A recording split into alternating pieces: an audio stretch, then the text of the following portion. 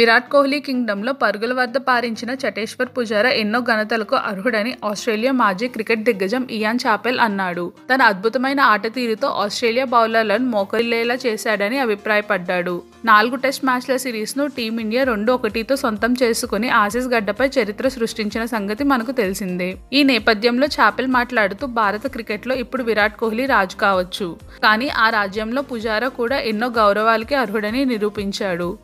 ఈ సిరీస్లో టీమిండియాకు ఎంతో మంచి జరిగింది.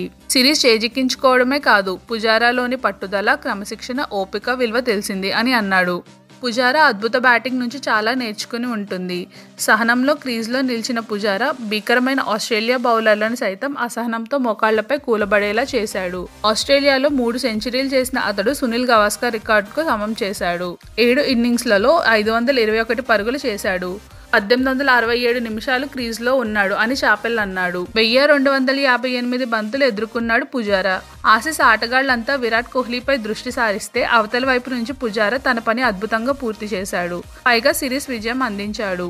ప్రత్యర్థి టాప్ క్లాస్ బౌలర్లను చిరాకు పెట్టాడు అని చాపెల్ చెప్పుకొచ్చాడు. ఒక టెస్ట్ సిరీస్లో అత్యధిక బంతుల్ని ఎదుర్కొన్న తొలి భారత క్రికెటర్గా పుజారా రికార్డు నెలకొల్పిన సంగతి తెలిసిందే.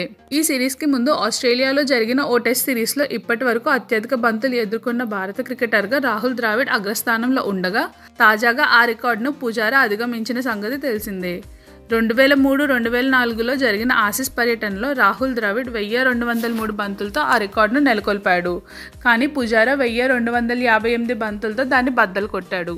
ఈ జాబితాలో 3వ స్థానంలో విజయ్ హజారే 1192 బంతులతో ఉండగా, విరాట్ కోహ్లీ 1093 బంతులు, సునీల్ గవాస్కర్ 1032 బంతులతో టాప్ 5లో ఉన్నారు. సిడ్నీ టెస్ట్లో 159 పరుగులు చేసిన యువ వికెట్ కీపర్ రిషబ్ పంత్ పై కూడా ఇయాన్ చాపెల్ ప్రశంసల వర్షం కురిపించాడు.